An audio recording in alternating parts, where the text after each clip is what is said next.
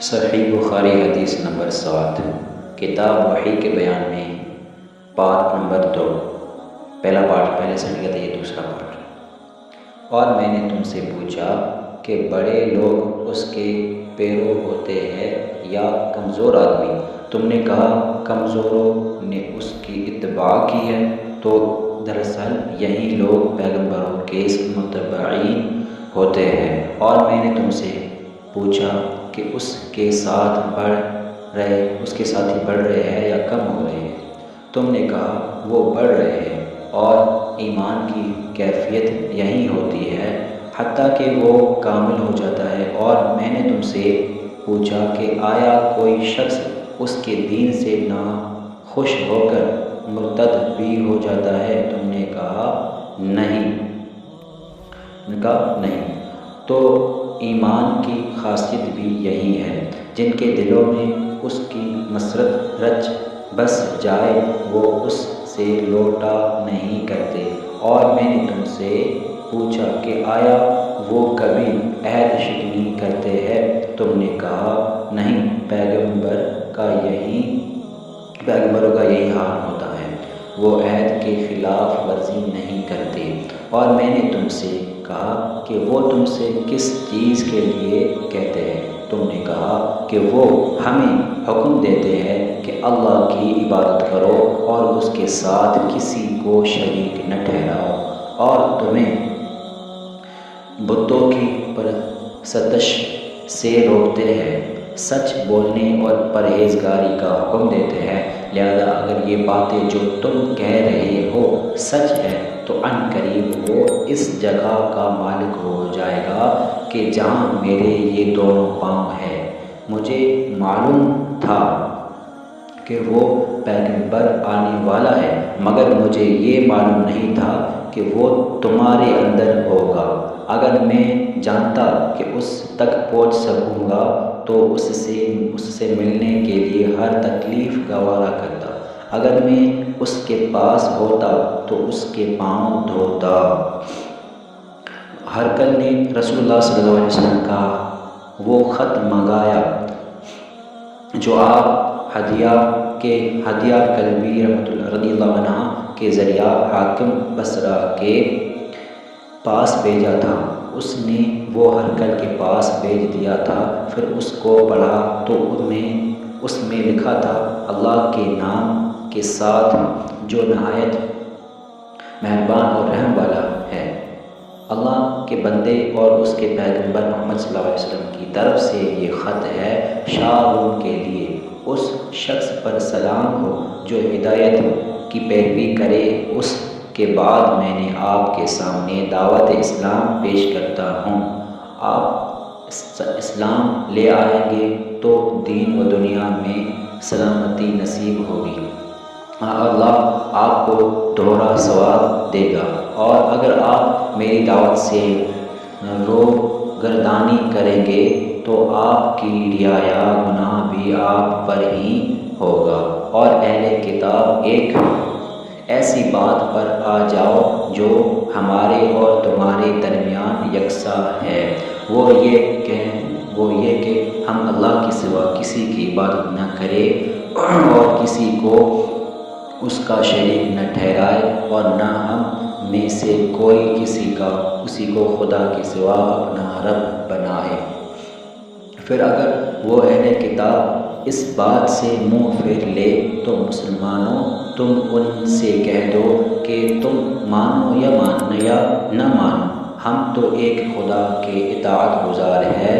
ابو سفیان کہتے ہیں، جب ہرقل نے جو کچھ کہنا تھا کہہ دیا اور خط پڑھ کر فارغ ہوا تو اس کے ارد گرد بہت شور و غوغا ہوا، بہت سی آوازیں اٹھی اور ہمیں باہر نکال دیا گیا۔ تب میں نے اپنے ساتھیوں سے کہا کہ ابو قبشہ کے بیٹے آن حضرت صلی اللہ علیہ وسلم کا معاملہ تو بہت بڑھ گیا، دیکھو تو اس سے بنی اصفر روم کا بادشاہ بھی ڈرتا ہے۔ مجھے اس وقت سے اس بات کا یقین ہو گیا ہے کہ حضور صلی اللہ علیہ وسلم ان قریب غالب ہو کر رہیں گے، حتیٰ کہ اللہ نے مجھے مسلمان کر دیا۔ راوی کا بیان ہے کہ ابن ناطور ایلیہ کا حاکم ہرقل کا مصاحب اور شام کے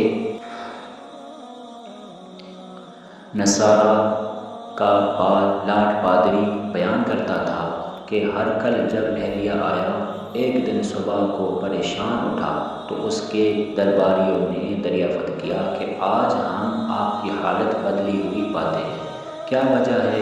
ابن ناطور کا بیان ہے کہ ہرقل نجومی تھا، علم نجوم میں وہ پوری مہارت رکھتا تھا۔ اس نے اپنے ہمنشینیوں کو بتایا کہ میں نے آج رات ستاروں پر نظر ڈالی تو دیکھا کہ ختنہ کرنے والوں کا بادشاہ ہمارے ملک پر غالب آ گیا ہے۔ بلا اس زمانے میں کون لوگ ختنہ کرتے ہیں؟ انہوں نے کہا یہود کے سوا کوئی ختنہ نہیں کرتا، سو ان کی وجہ سے پریشان نہ ہو۔ سلطنت کے تمام شہروں میں یہ حکم لکھ بھیجے کہ وہاں جتنے یہودی ہو سب قتل کر دیے جائیں۔ وہ لوگ انہیں باتوں میں مشغول تھے کہ ہرقل کے پاس ایک آدمی لایا گیا جسے شاہ غسان نے بھیجا تھا۔ اس نے رسول اللہ صلی اللہ علیہ وسلم کے حالات بیان کیے۔ جب ہرقل نے سارے حالات سن لیے تو کہا کہ جا کر دیکھو وہ ختنہ کیے ہوئے ہے یا نہیں۔ انہوں نے اسے دیکھا تو بتلایا کہ وہ ختنہ کیا ہوا ہے۔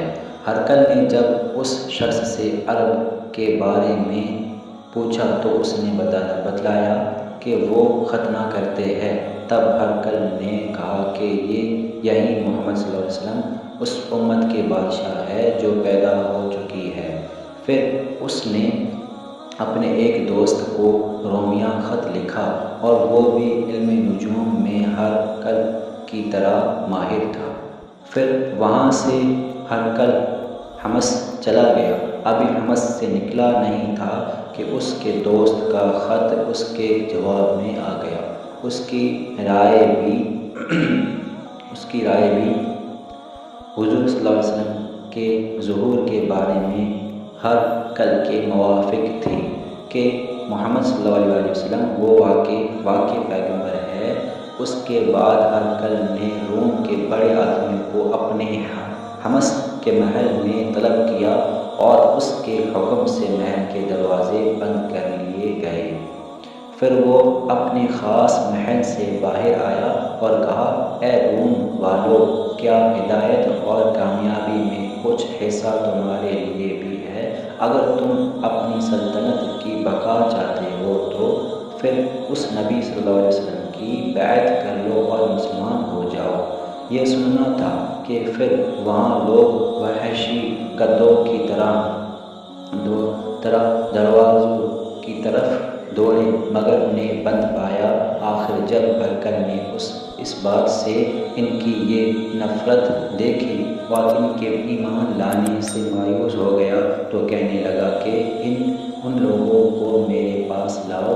جب وہ دوبارہ آئے تو اس نے کہا میں نے جو بات کہی تھی اس سے تمہاری دینی پختگی کی آزمائش مقصود تھی، سو وہ میں نے دیکھ لی۔ تب یہ بات سن کر وہ سب کے سب اس کے سامنے سجدے میں گر پڑے اور اس سے خوش ہو گئے۔ بالآخر ہرقل کی آخری حالت یہی رہی۔ ابو عبداللہ کہتے ہیں کہ اس حدیث کو صالح بن کیسان، یونس اور معمر نے بھی زہری سے روایت کی۔